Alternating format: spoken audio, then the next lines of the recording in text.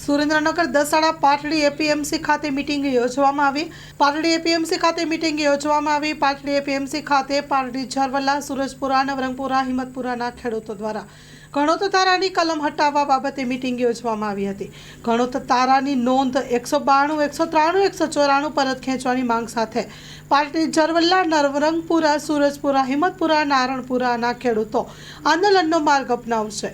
પાટડીથી સુરેન્દ્રનગર સુધી ખેડૂતો દ્વારા ટ્રેક્ટર રેલીનું આયોજન કરવામાં આવશે. Story report by Minaj Malik, Dasada.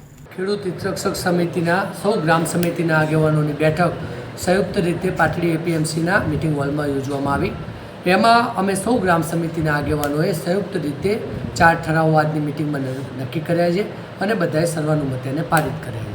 અમે અહીંયાથી અમારી જે 192 ગણોતની નોંધ બાબતનો પ્રશ્ન છે અને અમારા ગરીબ પરિવારોના મકાન K1 અને K2નો પ્રશ્ન છે એને લઈ પાટડીથી લઈ અને સુરેન્દ્રનગર સુધીની ટ્રેક્ટર રેલી કરીશું.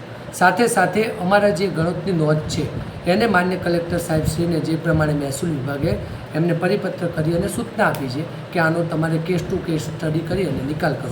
એ અંતર્ગત જેટલા પણ ખેડૂતો સુરેન્દ્રનગર ખાતે અમારી આ ટ્રેક્ટર રેલીમાં આવશે એ તમામ ખેડૂતોની સાથે રહી એમના 7/12 અને આધાર કાર્ડની કોપી આપી અને કલેક્ટર સાહેબશ્રી સુધી આ નોંધને ચેલેન્જ કરવામાં આવશે અમારા વિદ્વાન વકીલો દ્વારા.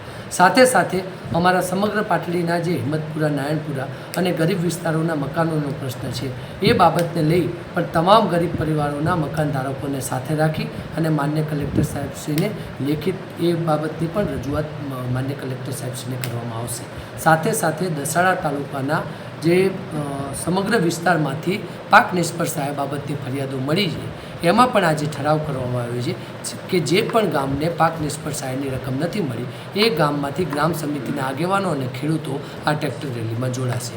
આ 4 ઠરાવો અમે સંયુક્ત રીતે કર્યા છે અને આ 4 ઠરાવોની સાથે સાથે જે ચોથો ઠરાવ છે એ દરેક જનજાગૃતિ માટે પાટડી અને પાટડીના આજુબાજુના 7 ગામોમાં આ જનજાગૃતિ માટે ખેડૂતો માટે હનુમાન ચાલીસાનો પાઠ કરવામાં આવશે અને ત્યાં ખેડૂતોને રાત્રિ સભા કરી અને એમને આ બાબતે જાગૃત કરવામાં આવશે.